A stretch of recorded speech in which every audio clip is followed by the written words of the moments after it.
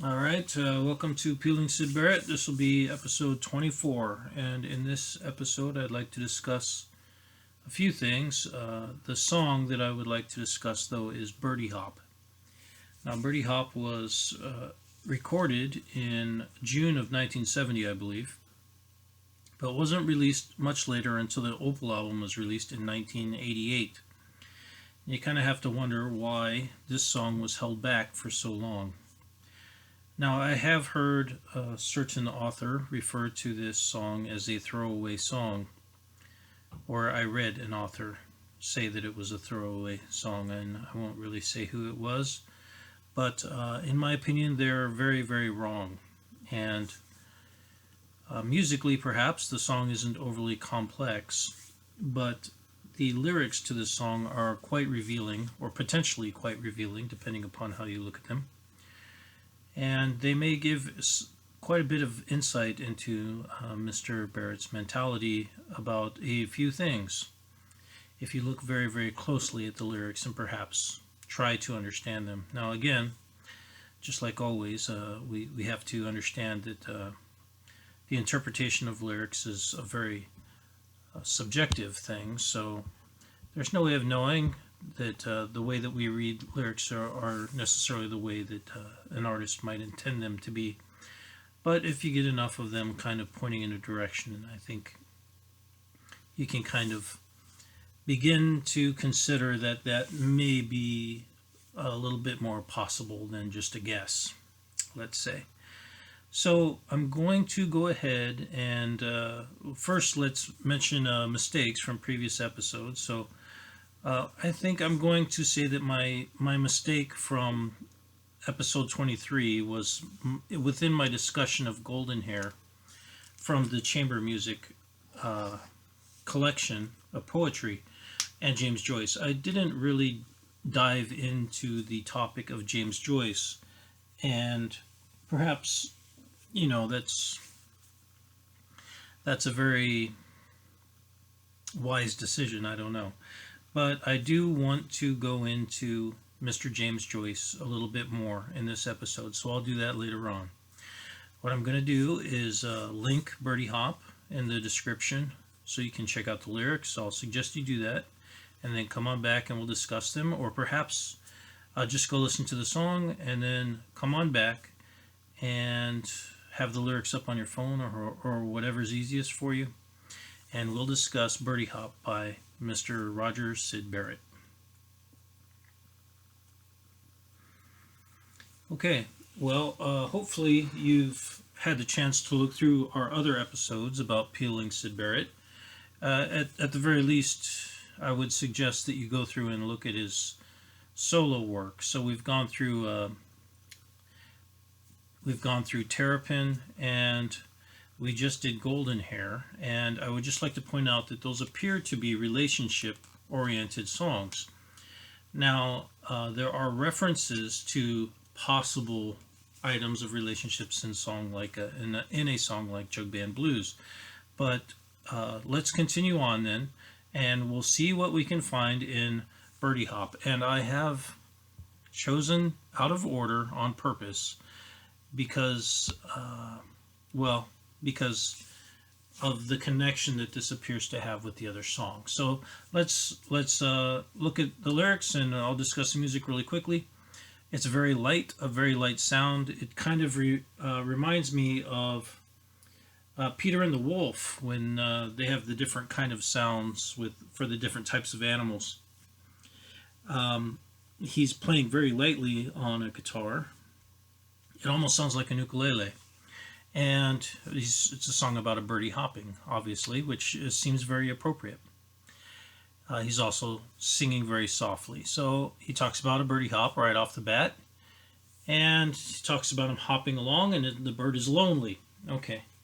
So right there's a form of projection, perhaps, or interpretation of what this bird is. It's alone. They talk about him at the window. I'll make a note of the fact that he's talking about the window. This may be a recurring word, so I'm going to make a note that the window, that the bird is by the window, etc. And he, which sounds like a kind of a noise that a bird would make. There he blow. He talks about windy snow. Of course, windy snow is in the winter. We've already had winter references, and loving in the winter, whatever that may know, or whatever that may mean. And then the next bit says that the bird knows the snow, and I know the snow, a hoppy bird. So there's a couple things there I just want to point out. First off, the metaphor is complete there, or the comparison between himself and the bird is complete, because the knowledge of snow is the same. So there's some form of connection there. And that's very common for singers, of course, to compare themselves to birds, because birds are known for singing, among other things, but primarily for their songs. I'll also make the connection between the hoppy aspect, the adjective hoppy, which is that Mr. Barrett was known for having a very bouncy kind of a walk, and a lot of people have called that out. In our previous videos that we reviewed, there are members of Pink Floyd that talk about him kind of having a very bouncy walk, and the song is about a hoppy bird, so you have to think that perhaps the song is about him. Okay, so he's going to be revealing things about himself through metaphor, apparently, through this song, which makes it very valuable. It's almost like an autobiographical or a self-review. So let's look at the next bit here. An antelope rides around a parasol. Now, I just want to tackle things bit by bit. Now, of course, he's not rhyming a whole lot, and this is not structured very well at all. It's very loosely structured. And this whole bit of this verse, he does almost in one breath, and it's pretty impressive. I mean, you can go back and try to sing along with him as he's singing through these lyrics. You'll see it's very difficult to do, to sing through this, and he kind of has to catch his breath at the end. But it's very enjoyable, because you don't know where it's going, and you don't know where it's going to start and where it's going to end. For me, anyway, I really enjoy that. I can listen to the song repeatedly, because it's doing something rhythmically that is very loose. It's only tied to him, and it's tied to the lyrics, and how he's maintaining that in his head, I don't know. But, okay, so first we have the comparison to the bird, and now in this verse he's going to mention an antelope. Now, of course, an antelope also is a very light animal. It's a wild animal, very fast, and of course we know that Mr. Barrett was a runner when he was young.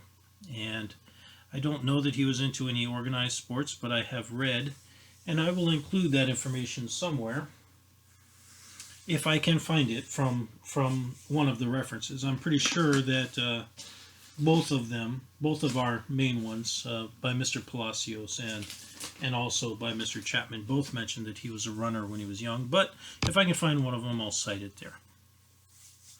So, and that's important to me in a number of ways, because runners, and we'll come back to this in a bit, but runners have a very kind of a strange mentality a lot of time, especially distance runners. And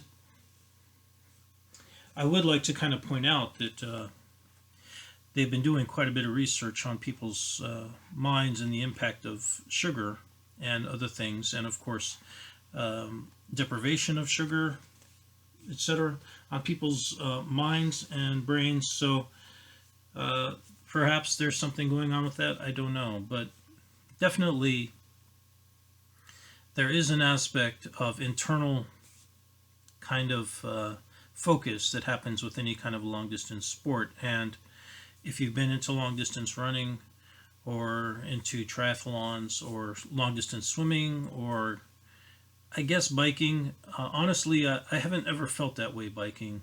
I've only been able to really kind of zone out internally, doing a few things: running, swimming, surfing, and gardening.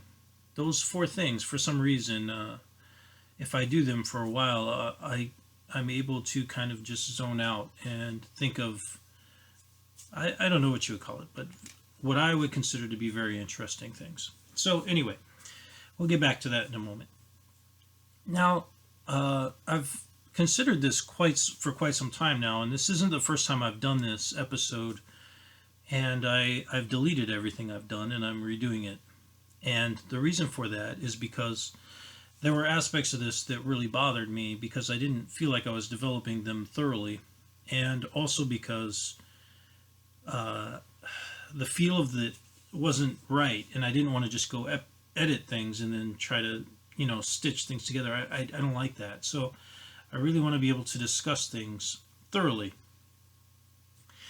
Now, so the next line is antelope, and he's riding, and then a mention of a parasol. Now, that doesn't seem to really fit. Of course, there's a ride where, if you go to like a fairground, and we do realize that there's a song about the octopus with the ride and the mention of that, and perhaps that's what this is kind of relating, is a similar idea of an antelope that you could just kind of ride on a parasol ride. But I would like to point out that those two words are quite similar in construction. So before we had mentioned the various promenades, I believe it was, assorted promenades, which is called out in one of the two books, and I'll mention it. It's towards the end of the book, and someone had asked about. So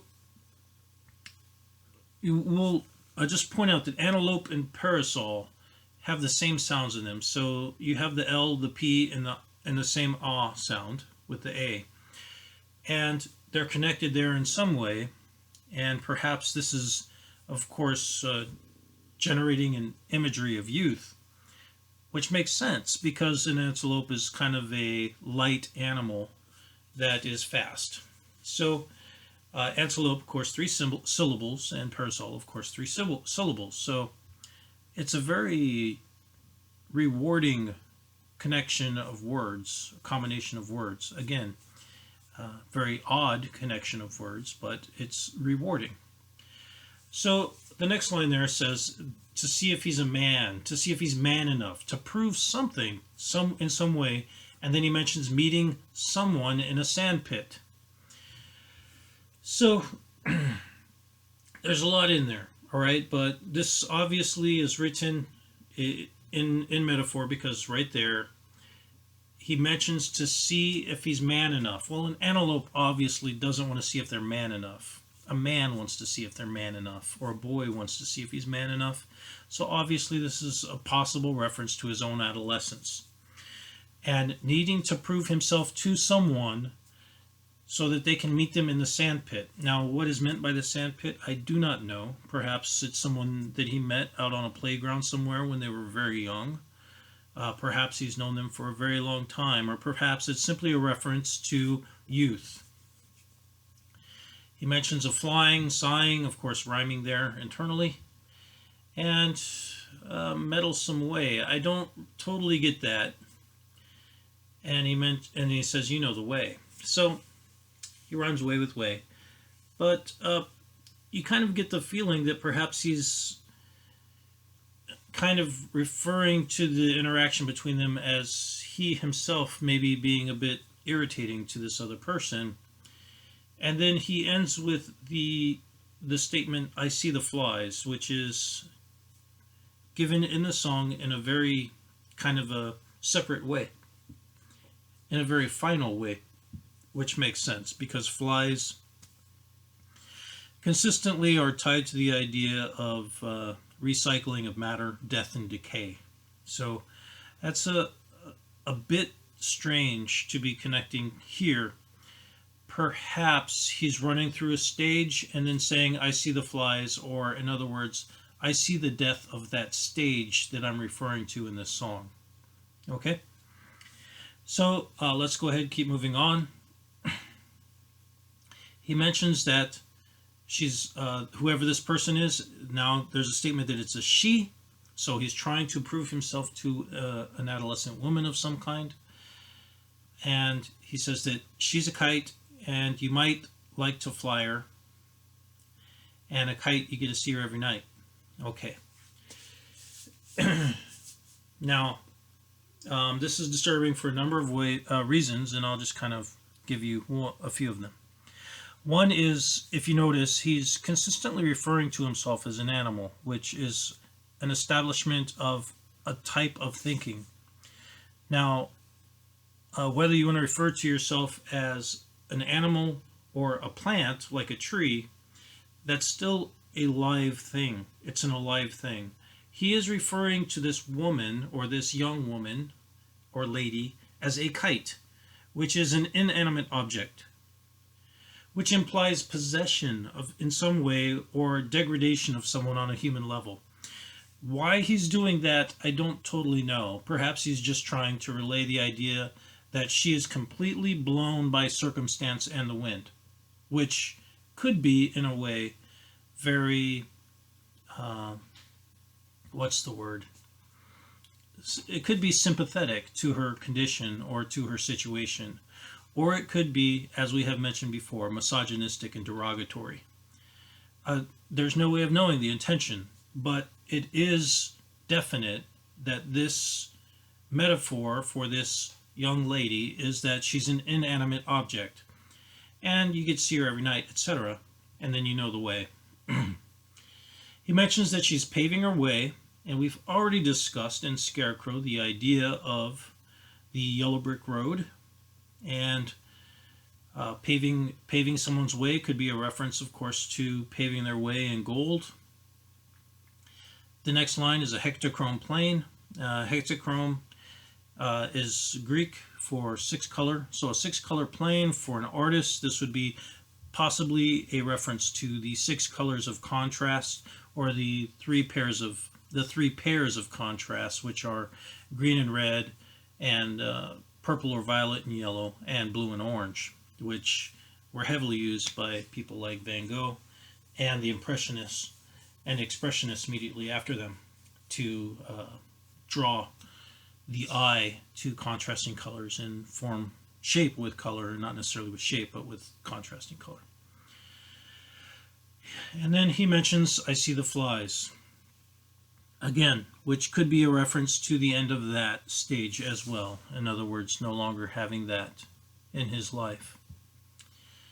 The next bit is a repeat there of the chorus, and then I'll go through the last verse. It begins with the idea of a camel waking up to a Polish dawn. Okay, so first off, a camel now is another running animal, another 4-legged mammal, much heavier and domestic. So, and not only domestic, but a working animal. So he could be, in this case, referring to himself now as an older working animal. And they're not exactly what most people would consider to be pleasant animals either. Just as an aside, I'm sure there are people that really, really love camels, and I shouldn't judge camels, but there are aspects of camels that I think most people would say are kind of not as cute and cuddly as an antelope. Let's put it like that. All right. Now, the next bit about a Polish dawn kind of threw me off for a while, and then I had to remember, of course, that that Mr. Barrett, and of course Mr. Waters as well, and that entire generation of children lived through the war, the Great World War II, and of course the beginning of World War II really was established by the destruction of Poland by the Nazis and by the Soviet Union. And of course, it wasn't a straightforward destruction of Poland. It was a betrayal. And it was a betrayal from two directions. So perhaps he's referencing the idea of a betrayal from two different directions. Okay? Let's just consider that and keep moving.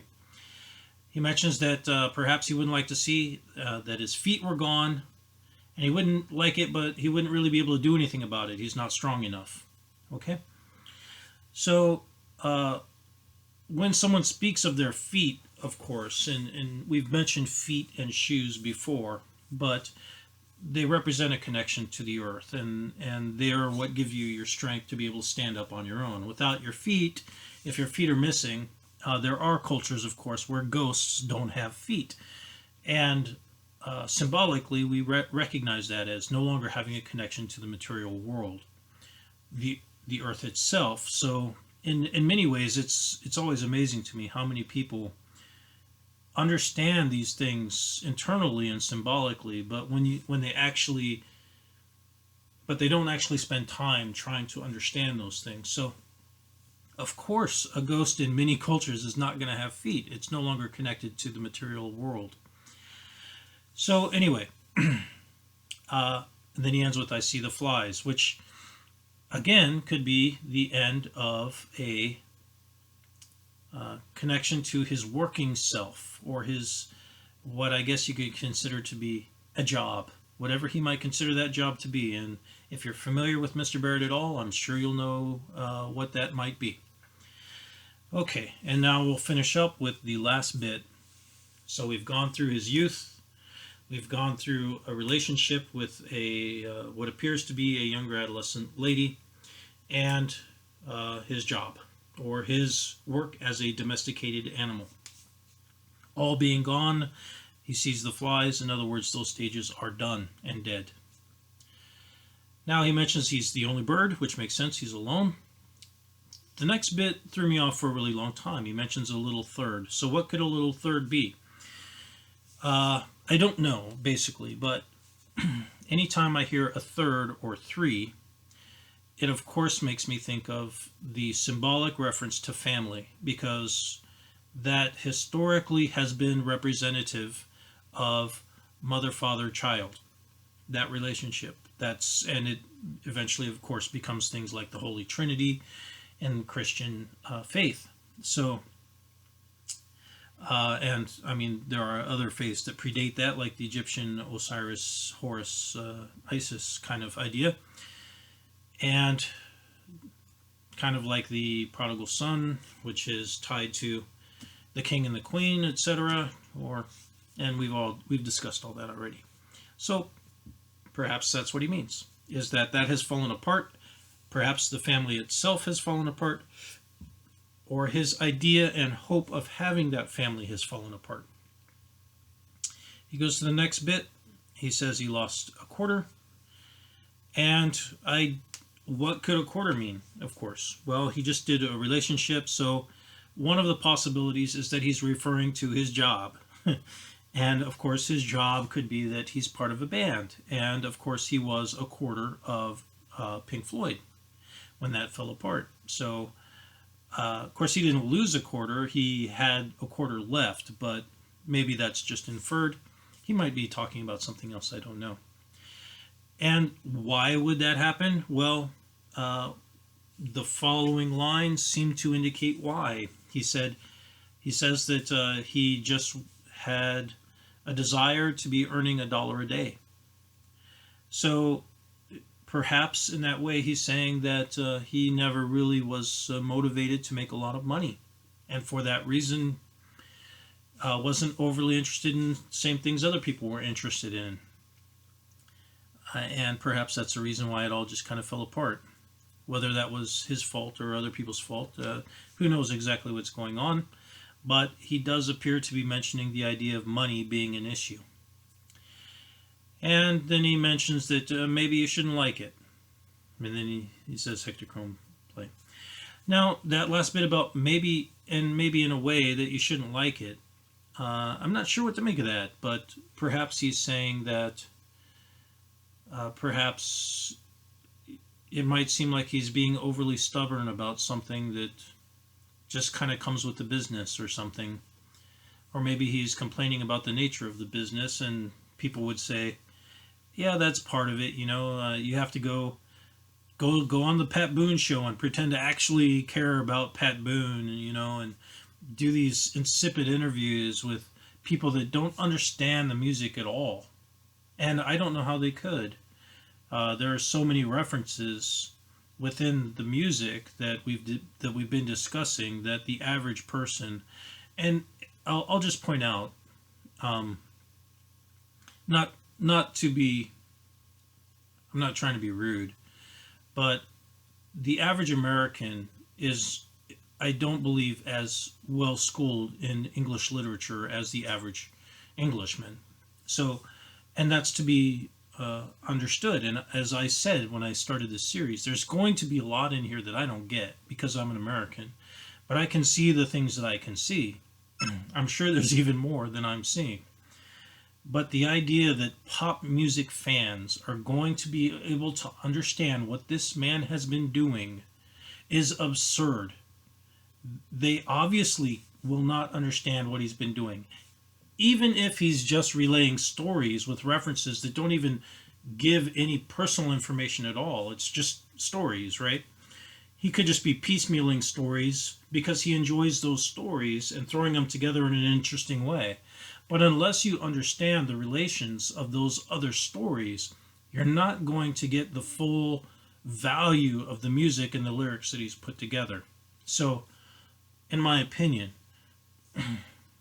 I can see why he might say, why would we go to the United States? They're not going to get the music. And in a way, he's right, right? So, at any rate, then he ends with, I see the flies, or I see the ending. Now, there is one other thing I would like to say about this, and I feel fairly confident that he's relaying I see the flies to each one of those as like a period at the end of the sentence, but it is possible that he's referring to a band called The Flies, which was a very big band at the time in the 67 time frame, and they were kind of a wild band. And I do believe that a certain session guitarist named Mr. Jimmy Page had played with them on some music. I don't know exactly what that music was, and it may not have been anything serious, but I'm just pointing out that that could be a reference to the band. Why it would be there, I don't really know, but that's the only other connection to Flies that I can think of. And of course, Jimmy Page went on to work with Mark Bolan on The Wizard, and eventually he went on to found Led Zeppelin with Robert Plant and John Bonham. And we'll talk more about Jimmy Page later on. So anyway, that is Birdie Hop. And I would just like to point out that this appears to be an extremely revealing song about not only perhaps Mr. Barrett's relationships with other folks, but also with the band Pink Floyd itself. So, don't know for sure. I mean, you'll have to decide on your own, but it does seem like that would possibly be a reasonable kind of a takeaway from the lyrics that are provided in that song. So, that's why I wanted to include that here, because it ties kind of in with the idea of Terrapin, which we've discussed, and of course, Golden Hair. And let's discuss a few other things here, if that's all right with you. Now, the first thing I want to discuss is a book that I've read that you might like, and it's called The Looniness of the Long Distance Runner by a Mr. Russell Taylor, who appears to be from London. Anyway, he discusses some of the mental changes that he goes through as he takes up long distance running. And as I mentioned, I used to do a lot of running. Now I'm a bit old for that now, but if you haven't tried to do any form of endurance sport that really kind of closes you off from everything else, which includes swimming, which surprisingly is quite relaxing and is much easier on your body. And I would suggest, maybe if you're into self-development and you have the ability to do that, then it might be worthwhile for a number of reasons. One of them is, for me at least, and this is just anecdotal, but when I have a really good workout, I sleep very well, and I also have very rewarding dreams, and for me that's important. So it's important for me not only to track my dreams, but also to write them down and have a feeling that my brain has been renewing in some way. It's difficult to describe this sensation, but if I sleep without having dreams, I don't feel refreshed. So I feel the need to kind of have uh, that kind of inner monologue about what did I dream about, why did I dream that, and I mean, there's all kinds of dreams you can have. Some of them mean things, some of them don't. Sometimes you think they don't mean anything, they do. Sometimes you think they do and they don't. But they're definitely worth thinking about, in my opinion. So, and just kind of daydreaming about ideas is something that I like to do as I'm working on things. As I mentioned, I can do that with gardening, swimming, not really biking, but jogging for distance, and surfing was something that I used to really enjoy, and I could kind of zone out while I was surfing. At any rate, if you're interested in running at all, or just considering the nature of it's a well-written book, and he's kind of a funny guy, but perhaps this would give some kind of inclination as to Mr. Barrett's kind of mentality there. Up to you to decide that. I'm not going to pull any quotes from that book. I just want to point out that it's out there, and that the author himself seems to recognize that there is a separate kind of a mentality that happens within long distance athletes. Okay, so the next thing that I would like to discuss is, of course, well, let's go through a kind of a recollection really quick of a number of things about Mr. James Joyce. Now, Mr. James Joyce, of course, wrote Ulysses, which is considered to be the pinnacle kind of modern literature, the most important novel written in modern literature by many people, and they're much more educated than I am, so I'm not going to question that. And again, I have not read Ulysses, and I will not read Ulysses because I do not believe that. I'm sure you could read it and enjoy it on a superficial level, but I do not believe that you can read this on a superficial. I don't believe I could read this on a superficial level and appreciate it. I would need to take this novel apart. And there are people that do that, and they spend years and years and years just on this one novel. Now, of course, we know that Mr. Barrett was interested in this because he does mention the whole sea being, sea is not green. And I guess I'll get back to, I'll try and get back to what exactly, I'll just throw that quote down here, where we can take in context what is being relayed within that portion of here we go. I'll just read it to you. I found it. It's on page 5 of my version. It says, God, he said quietly, isn't the sea what Algae calls it, a gray sweet mother, the snot green sea, the scrotum tightening sea, epi oinopa ponton. Ah, Daedalus, the Greeks, I must teach you. You must read them in the original, Thalata, Thalata. She is our great sweet mother. Come and look. So,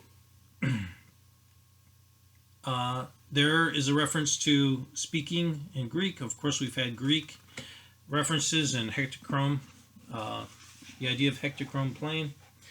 And we've already mentioned other songs that make references to Latin and Greek. So I don't know if Mr. Barrett studied Latin and Greek, but perhaps he did. And so that was interesting to him for that reason.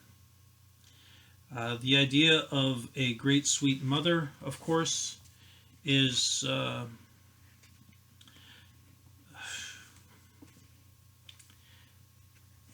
I don't know how to cover this one, but I'll just kind of throw this idea out there, especially in older traditional families.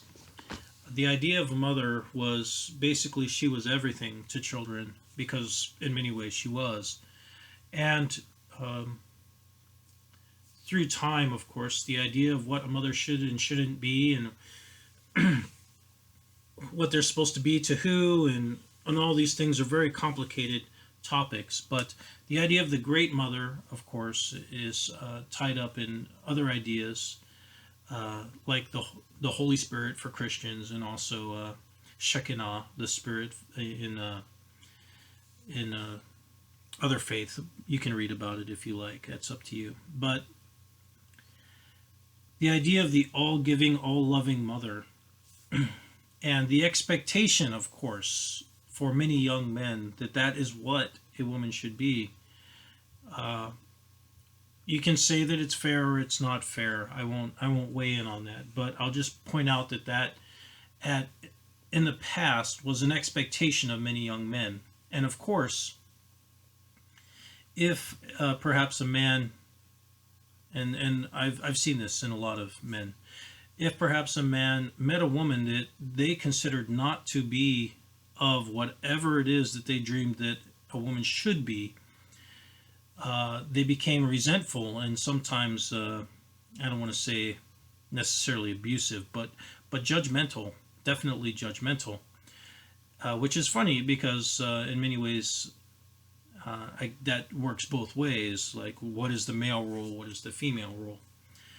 But we have mentioned previously the idea of a kind of a misogynistic, judgmental tinge to some of Mr. Barrett's lyrics. And we just mentioned, of course, in Birdie Hop, the idea of a woman being an inanimate object, which is disturbing because of the pattern of judgmental that we've already kind of discussed on some level. So, that's pretty much done. Now, let's look through, of course, I'd like to go through chamber music because, as we mentioned,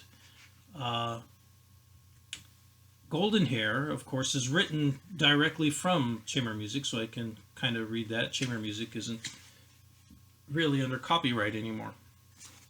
So I'm just going to go through a couple verses and mention things that kind of correspond to what we may or may not know about Mr. Barrett. So first verse, strings by the river where the willows meet. There's music along the river, for love wanders there.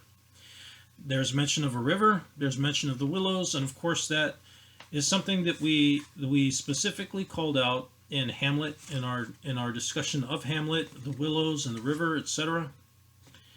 In verse 3, do you hear the night wind and the sighs of harps playing unto love to unclose the pale gates of sunrise?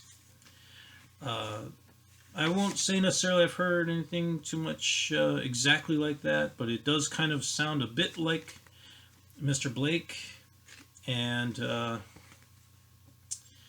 I'll throw up his, I'll link his poem, and I will put that in the description if I made a song for that poem if you'd like to check it out. We've already discussed the Shy Star, verse 4. Verse 6 has a mention very specifically where no rude wind might visit me because of sad austerities I would in that sweet bosom be. So there's a mention of course, troubling winds, sad austerities, and the desire to be with a woman because of difficulties. And that has kind of a similar feel to this song, Birdie Hop, with the idea of wind blowing a kite, and perhaps this kind of crestfallen, lonely bird in the winter, wishing that things weren't the same and wishing they could be with someone. So let's see, what else is there? Verse 10, the wild bees hum, and the time of dreaming dreams is over. As lover to lover, sweetheart, I come. There's a finality statement in there. There's a mention of bees, which we've kind of discussed already. We discussed that. I believe it was in our second episode when we mentioned the Colossus. That kind of started it out as a possible source of that idea. We also mentioned King Bee, which was a song that they covered early on. And The idea of dreaming dreams is over, a finality, perhaps I see the flies, is a correlation to that idea. Verse 13 says, "Go seek her out all courteously and say, I come." And of course, perhaps he was hoping that someone would go seek this person out and deliver a message of some kind. Verse 14, "I wait by the cedar tree, my sister, my love." The cedar tree is a very specific call out. We've already mentioned willows. In that same verse, there's mention of night dew. The night dew lies upon my lips and eyes. So there is a reference to dew, of course, which is also used in songs like, I believe, Flaming. And the mention of cedar tree, of course, is important to people that recognize the symbolism importance of trees. And cedar is not only tied to early ideas of Enkidu, I believe, but also I believe it is a representation of Osiris, which is an Egyptian, which is the, basically, Egyptian god. So it's tied to things that they are tied to. And of course, Osiris was someone who not only died, but was brought back to life again by his dutiful wife.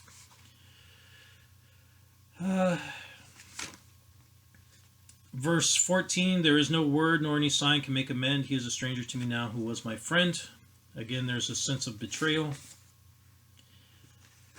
Verse 24, "The sun is in the willow leaves." There's another mention of willow as a form of sadness. "And on the dappled grass, and still she's combing her long hair before the looking glass."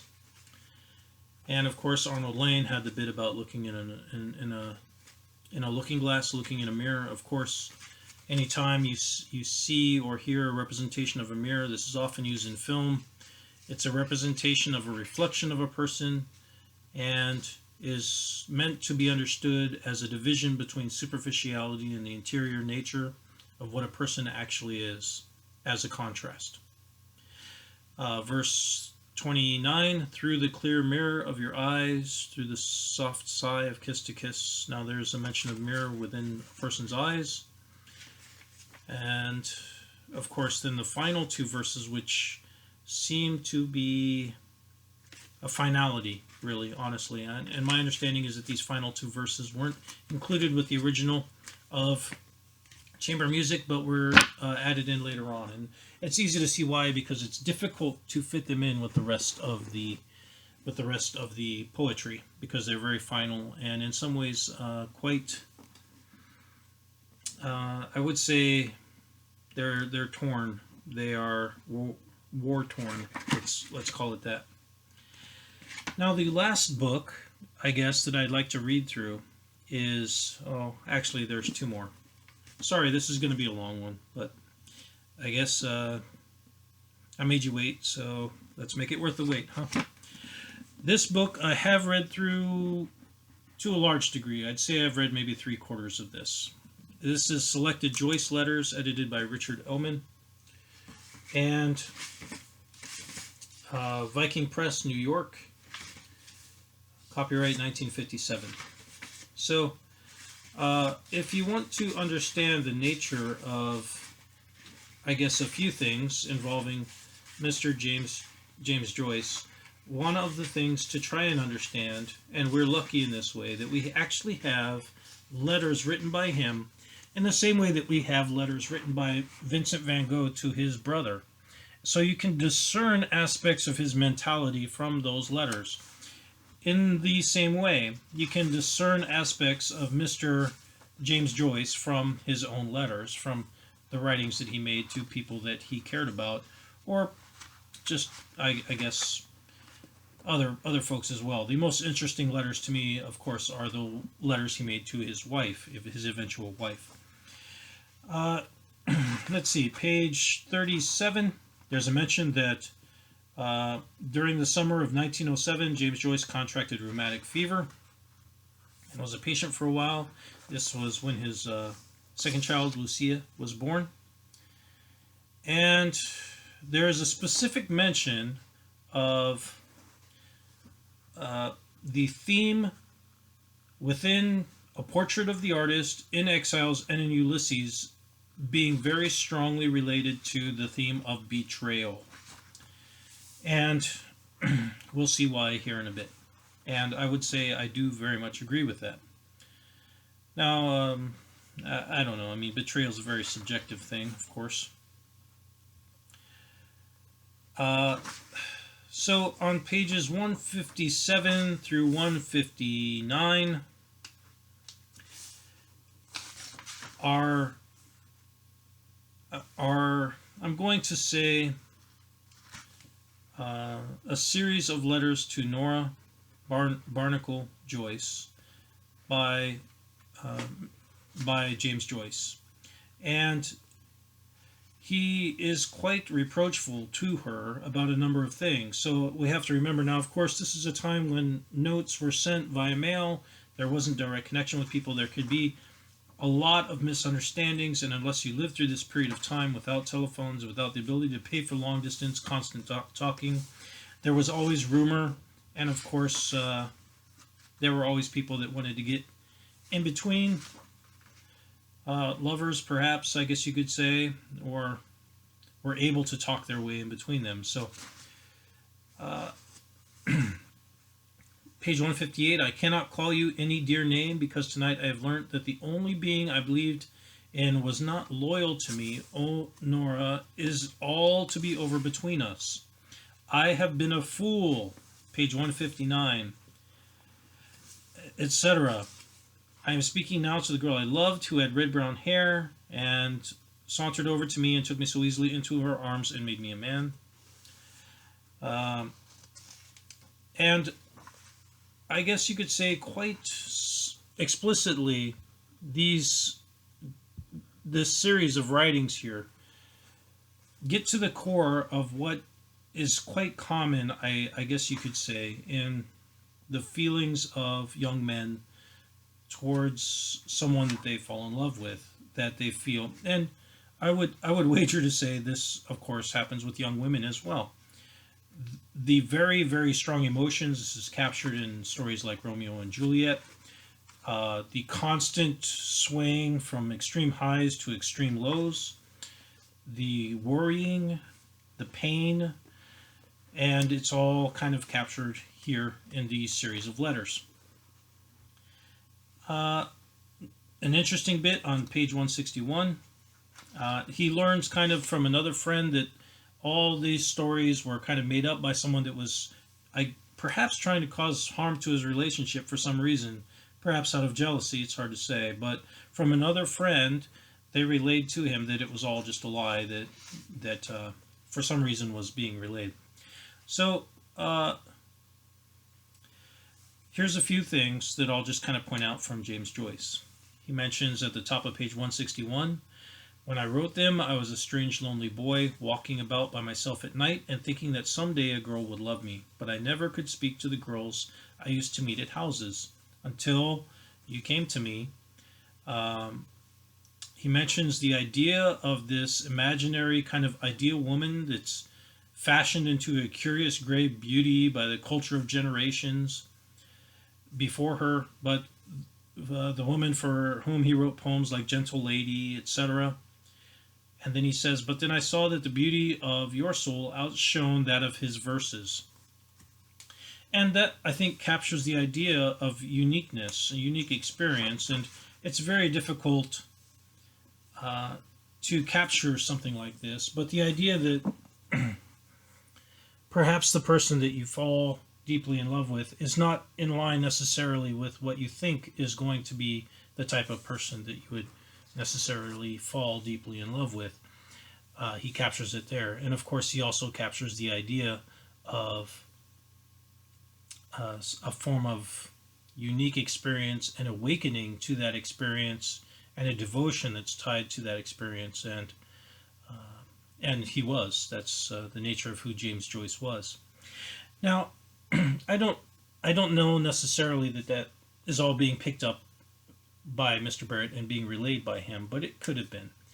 And of course, Ulysses was heavily read at the time, And even to this day, they have Bloomsday, 16th of June in Ireland, where people, very devoted people, will go around reading bits of Ulysses in appropriate places. I've never been to it. It sounds pretty cool. I think I would enjoy it. But like I said, if I'm going to do Ulysses, if I'm going to really dig into it, I want to read the entirety of it. But there are aspects, I think, of Mr. James Joyce that not only are quite complex, but also have aspects to it that remind me a bit of Mr. Barrett, and perhaps they may have reminded himself of himself. So for that reason, he may have enjoyed Mr. James Joyce.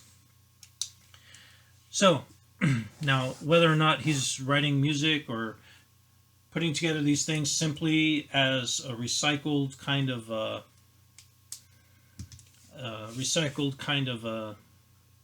don't know what you would call it, a dedication to someone that he deeply admired, or if he's actually internalizing these things and causing them to happen to himself, or if he's actually experiencing these things and because he's experiencing these things actually connecting with James Joyce, it's hard to say. But I will point out that I do believe personally that Mr. Barrett was quite insightful and was in many ways a genius. So I don't know how he would relate to most people that perhaps were incapable of understanding him. And you could say that, of course, like many people have said, that he was perhaps just schizophrenic or whatever. But I do think that he was quite different. And so it's very difficult, I think, for people to understand, and not that I can, but for him to be able to relate to other people. Now, I'm going to run through a number of people that perhaps were of interest to Mr. Barrett. I don't know. But I just want to point out a series of similarities. Charles Baudelaire, born in April 1821. His father died in 1827. Aleister Crowley, born in October of 1875. At the age of 11, his father died of cancer. Andy Warhol, his father died in an accident when Andy Warhol was 13 years old. And when Jack Kerouac was a young boy, his older brother died. I believe it was an accident. And at the age of 14, Picasso's younger sister died. And finally, I'll point out that John Clare, who is kind of the epitome of the great blue-collar poet of England, had I guess you could say, an adolescent crush of some kind with a Mary Joyce, and her father, their family was more well off than Mr. Clare, and they basically her father denied it and said it was not acceptable, not an acceptable arrangement or relationship between the two, which you can take however you like, but for someone, especially a young man, who's trying to find his way, as is stated within the song, Hoppy Bird, Birdie Hop, trying to prove that you're a man in the sandpit of life, that can be quite difficult when you're from a lower station and you're trying to prove yourself. And it's not like people can necessarily control who they fall in love with. So I just think I'm sure it's worse in England than in Britain, and it was previously worse than it is now, I bet. But I can't imagine going through something like that. Well, maybe I can. So the last book that I'd like to discuss is, I did mention previously that I was going to try to read books by Mr. Andrew Lang. I do have a Yellow Fairy book, and I want to point to a few stories in it for a few reasons. Now, I just want to point out that this is a beautiful book. The cover is beautiful. It draws your eye. And, of course, Mr. Barrett was an artist. And I find it hard to believe that if he had access to a book like this, that he wouldn't have been attracted to it to read it.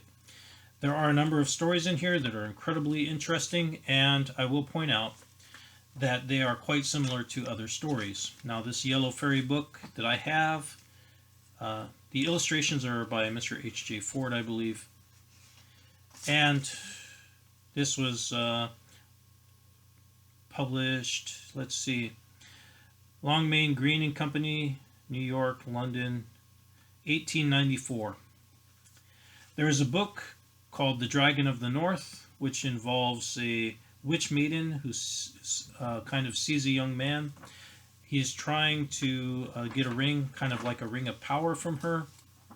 And of course, the symbolic meaning of a ring is quite obvious to anyone who has a very rudimentary understanding that the ring obviously is the idea of a ring of marriage. And there are aspects of this ring in this story, and there is a dragon in this story that are very close to what eventually becomes Hobbit. So you do have to wonder if Mr. Tolkien didn't read that and recognize it, and of course if other people didn't as well. So if you're interested in that, I'll suggest it. It's very well written. I very much enjoy these stories by Mr. Lang. I think they're very entertaining. Now the other story that I want to relay is a story called The Flower Queen's Daughter. And I won't get into it totally, but the basic idea of it is that it's summed up on page 197 in an illustration. And the bottom of the illustration reads, "In winter, when everything is dead, she must come and live with me in my palace underground." Now, if you're familiar with Mr. Barrett at all, perhaps that'll make some sense to you. I will point out again that this story perhaps is a Germanic, Anglo-Saxon form of a retelling of the Greek myth of Hades and his bride, and the idea that she has to come spend time with him down in Hades. Persephone, she has to come down for, I think, a third of the year or something like that, and live with him in Hades. And I don't necessarily get the impression that Hades is a really terrible guy in Greek myth. He is, of course, tied to a number of things. And Pluto, of course, is the Roman equivalent, and this is tied to the idea of riches, so plutocracy, and riches which come from the earth, so symbolically that's happening there. But there's your reference. That is another possible reference to the winter and loving in the winter, which could be a mythological reference. Now that, of course, is from Jug Band Blues, when he mentions doing his loving in the winter. Perhaps that's another connection that would be of interest to folks. We've already discussed the winter from Subterraneans and Jack Kerouac, which seems quite applicable. We've already mentioned the winter references by Sylvia Plath and Colossus, and here's another one. And I don't necessarily get a whole lot of, I guess you could say, the feeling that Mr. Barrett was political necessarily. I get more of the feeling that he was more into freedom and perhaps being able to live a full life on his own. That's just my impression. But there is, of course, the possibility that he is making a political statement against the summer of love.